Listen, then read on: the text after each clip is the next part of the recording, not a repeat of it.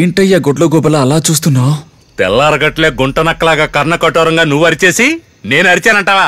అవును, లోపల ఏం చేస్తున్నావు? ఒకటొస్తుంటే బాత్రూమ్కి వెళ్ళొచ్చు. ఎలా చూస్తున్నాడు చూడు. నువ్వు అరిచిన అరుపుకి నాకు 2 బాత్రూమ్ వచ్చి ఎలా ఉందిరా? నాకు నిద్ర లేకుండా చేస్తున్నావు కదా బ్లడీ.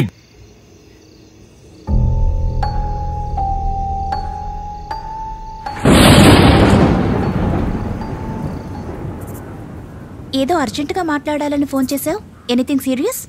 ఏం లేదు, ఏదో చేసి మీ మెప్పు పొందాలని ఆత్మల లోకం గురించి మాట్లాడుతూ నిజంగానే ఒక ప్రమాదంలో పడ్డానండి. గుడ్. నేనేమన్నా గోల్డ్ మెడల్ తెచ్చుకున్నాను నన్ను మెచ్చుకోవడానికి? పిశాచిని చూశానండి. పిశాచి?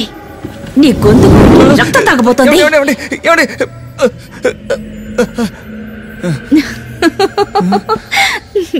సారీ, నీ విషయానికి వద్దాం.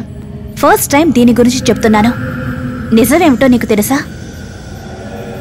కొన్నాళ్ల క్రితం మా మీడియం ద్వారా మాకు మెసేజ్ వచ్చింది.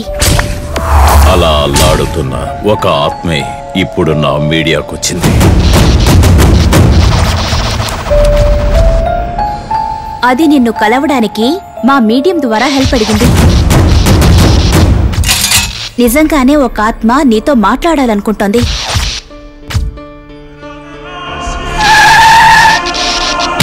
ఏంట్రా వెనకాల బొమ్మ ఏదో పెట్టావు? బొమ్మ?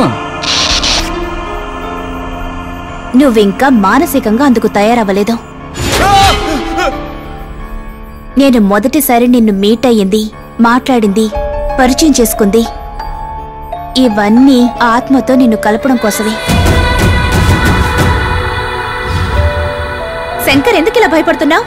భయమా? చాచా, భయపడే వాళ్ళంటే వాళ్ళకి నచ్చదు. ఎవరికి?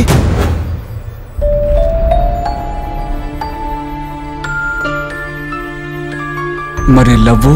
పాడన్? ఏం లేదు. అలా చూడు.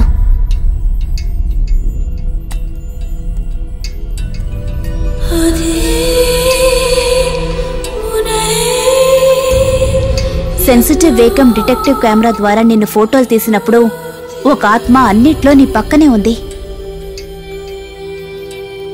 దెయ్యాన్ని పట్టుకోవడానికి నన్ను క్లిక్కుమంటూ ఫోటోలు తీసావు. మా నాన్న ఆత్మల మీడియం స్పెషలిస్ట్. ఆత్మలు ఎవరితో కలవాలనుకుంటున్నాయో వాళ్లతో కలిపి మాట్లాడుకునేలా చేశారు. నీకు కూడా హెల్ప్ చేస్తారు. ఒక వ్యక్తి చనిపోతున్నప్పుడు వాళ్ల కనుపాపల్లో ఎవరైతే నిలుస్తారో వాళ్ళకి ఆ మనిషాత్మ కనిపించే అవకాశం ఉంది.